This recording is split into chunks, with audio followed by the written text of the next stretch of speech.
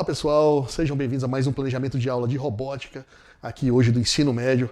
E eu sou Rodrigo, primeiramente, eu sou Rodrigo, homem branco, cabelos meus e olhos castanhos claros. Eu estou vestindo uma camiseta preta, com uma calça jeans azul e estou de relógio e umas pulseiras também no meu braço direito, certo pessoal? Então hoje nós vamos abordar na semana 11 as aulas 13 e 14 do ensino médio aqui, certo pessoal? E o objetivo dessa aula vai ser o quê?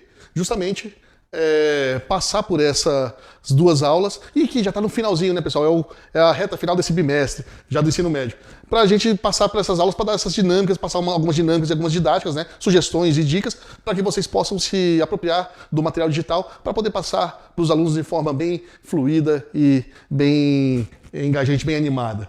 Então, o objetivo das aulas é acompanhar e desenvolver esse protótipo, né, que nós estamos terminando, o protótipo da linha de produção, né? Vamos fazer a montagem da esteira de linha de produção e fazer a programação dela, né? Com um papelão.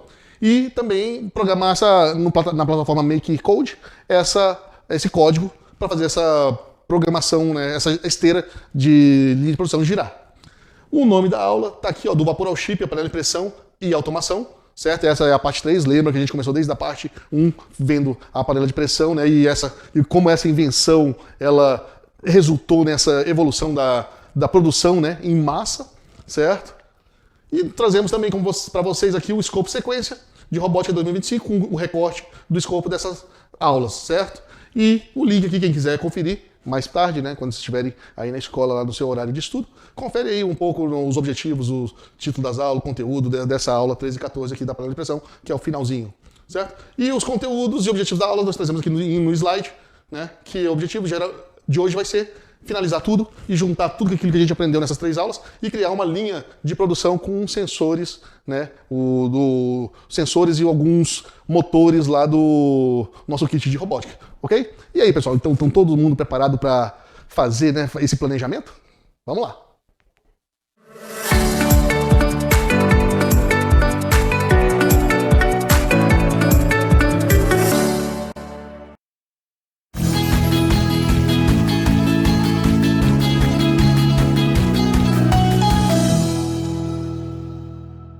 Bom, pessoal, e para contextualizar nossas aulas do 13 e 14, né, do nosso planejamento, a gente começar aqui das mesmas aulas aqui, né, que elas foram pensadas justamente para quê? Para apoiar professores, né, de diferentes áreas que possam ter dificuldades com programação, prototipagem, cultura maker ou eletrônica básica. Então, ela traz o conteúdo, pessoal, de uma maneira autoexplicativa, bem fácil de entender e que ele vai se desenvolvendo, né, através de cada slide, ou seja, vai ser progressivamente, ele vai aumentando a dificuldade, não vai ser um aumento abrupto, não. Vai ser bem progressivo, que é justamente para você ter o tempo, né, de se adaptar e de se familiarizar com esses novos termos técnicos, teóricos e práticos também, ok?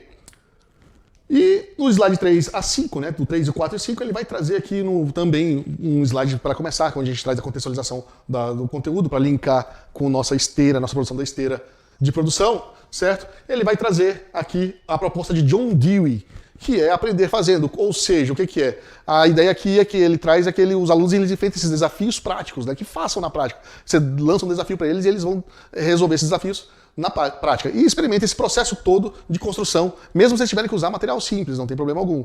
E depois de atingir o objetivo desse desafio, ou seja, ele fez o desafio, e a funcionalidade do protótipo se demonstrou que está tudo ok com o protótipo, está funcionando do jeito que deveria funcionar, aí sim eles podem fazer o quê? Fazer aquele design bonito, colocar enfeite, colocar outros acessórios, né, para deixar o protótipo visualmente, né, mais apresentável, certo? Então, esse trabalho aqui, inclusive a gente coloca aqui que esse trabalho que a gente faz, né, baseado no pensamento da proposta, aliás, de John Dewey, ele vai poder evoluir aqui para uma apresentação em uma feira de ciências, né? Futuramente. Você pode fazer com que os alunos exponham, né, em feiras de ciências, em exposições artísticas, né? De tudo aquilo que ele fez em robótica, ele pode ser exposto numa feira de robótica, digamos assim.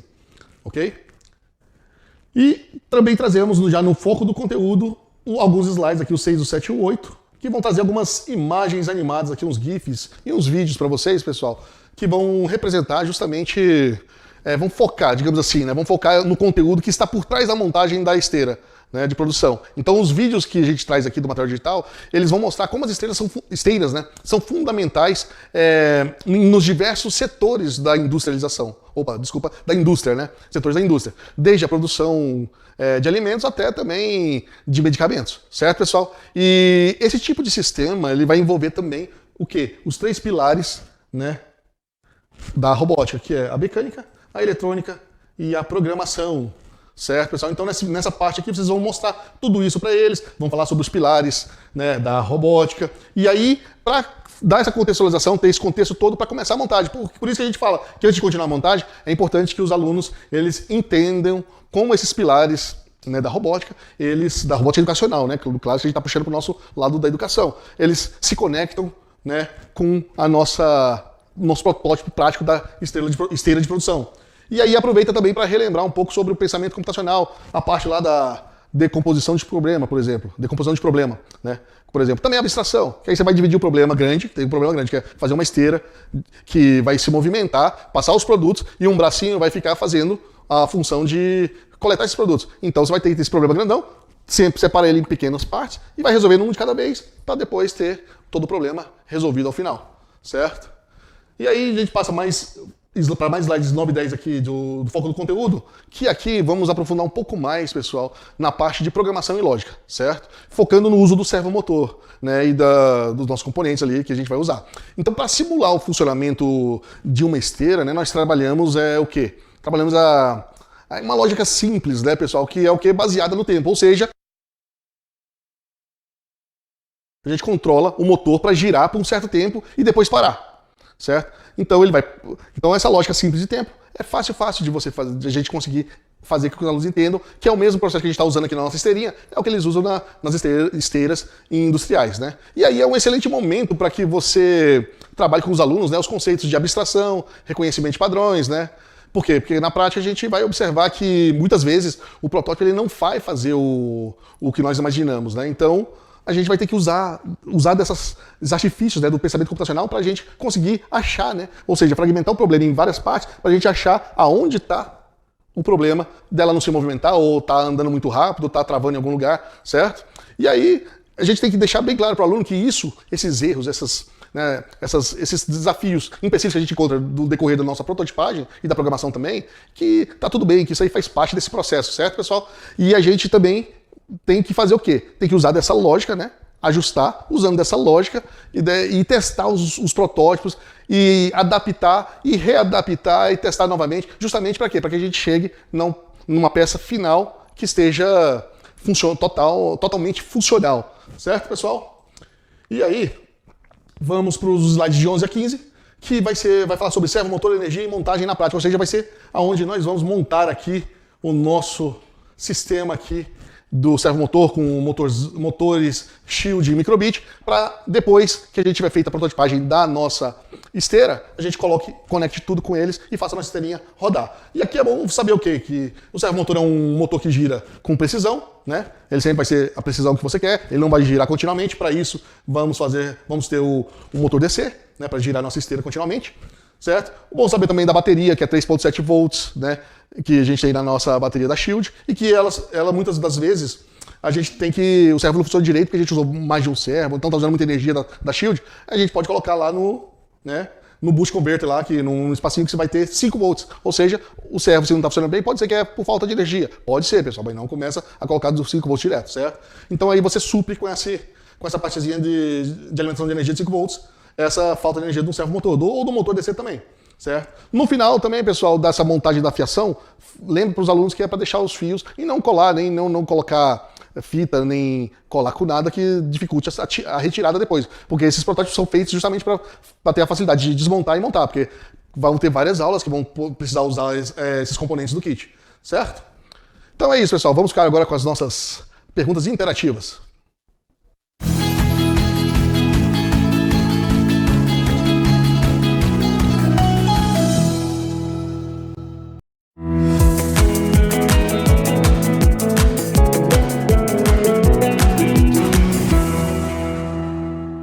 E agora, pessoal, passamos por a parte na prática, onde nós vamos começar a fazer a nossa prototipagem aqui. Então, dos slides 16 a 36, vai ter a nossa prototipagem da nossa esteira de linha de produção, certo? Então, para começar, garanta que todos os materiais indicados nesse slide aqui, né, que vão encontrar no material digital, estejam, né, preparados e prontos e separados para cada grupo de 4 a 5 pessoas. Se você tiver muitos alunos, você vai precisar fazer com que eles trabalhem em grupos, né? De 4 a 5 pessoas seria o ideal. Mesmo porque para que eles vivenciem essa divisão de tarefas, né? Que na robótica ele vai precisar trabalhar com outro. Então é muito importante que eles tenham esse treinamento, eles tenham essa vivência, né?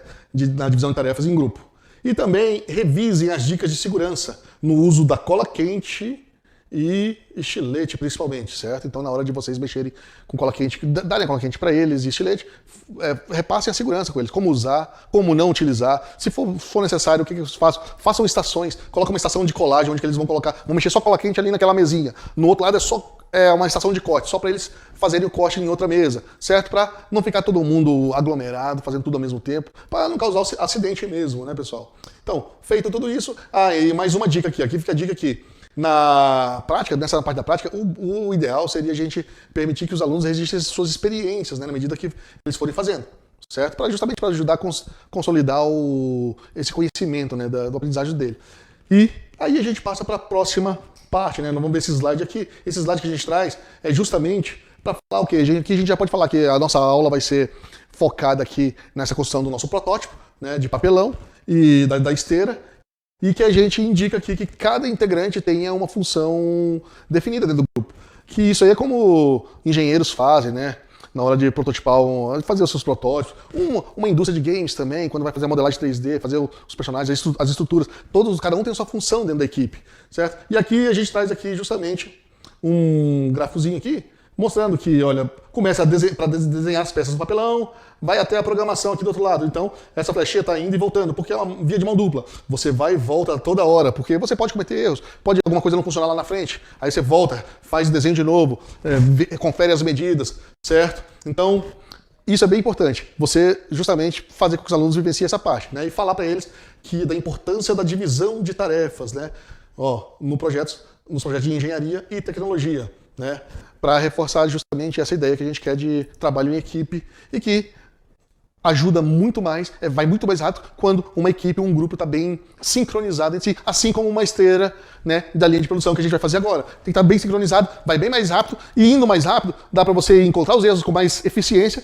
Terminando o seu projeto mais cedo, você pode até fazer um design mais agradável para ele, certo? Se precisar, professor, aqui a gente fica a dica aqui, que eu acho interessante, entrega para cada grupo aqui, uma pequena ficha para que eles anotem quem fará cada tarefa, né? Para facilitar a organização dos alunos. Então faz uma fichinha, entrega para eles, e eles colocam o nome para todo mundo saber e ter documentado qual é a função de cada um, certo? Dentro do seu grupo.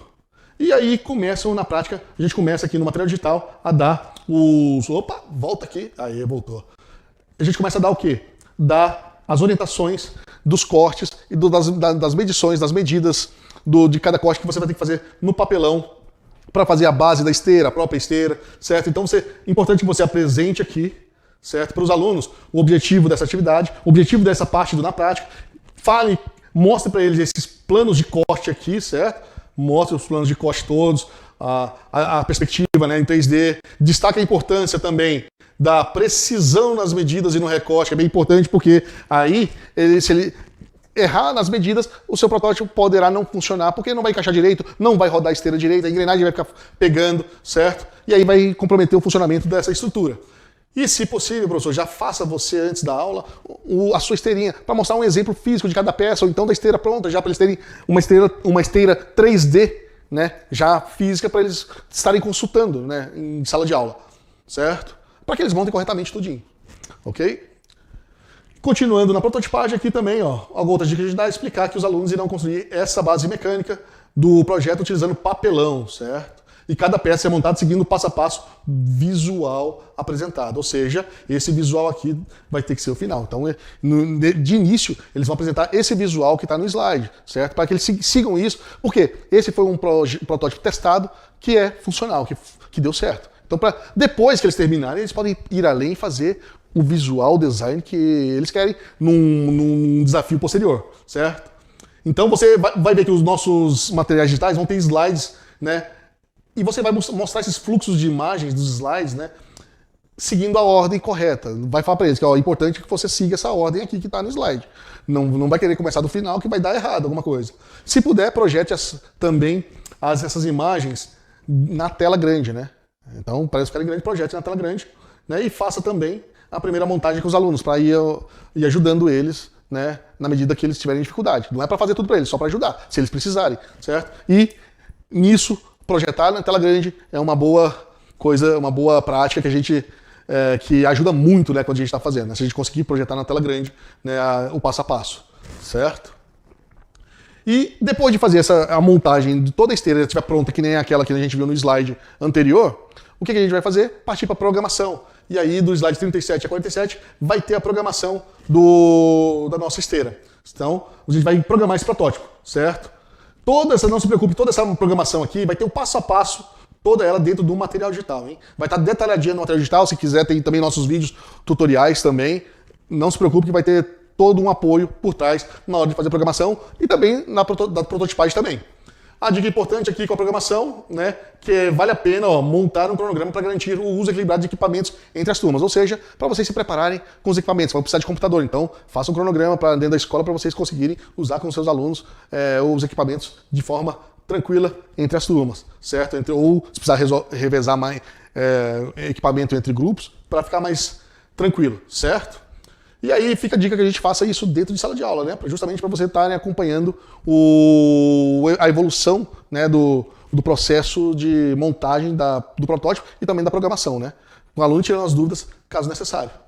E nessa aula, professor, a gente vai ter um momento específico para registrar a atividade, né? Então, realizado pelo aluno. Então você vai incluir isso no seu planejamento. Final das aulas, deixa um tempo para que eles já passem essas aulas, né? Façam esse registro da aula aqui. Aí a gente tem o slide de dica do professor, né? Onde tem como você faz para fazer o envio das tarefas, só seguir os passos também, tem os vídeos tutoriais, sem problema algum, pode usar deles também para vocês fazerem esse envio de materiais.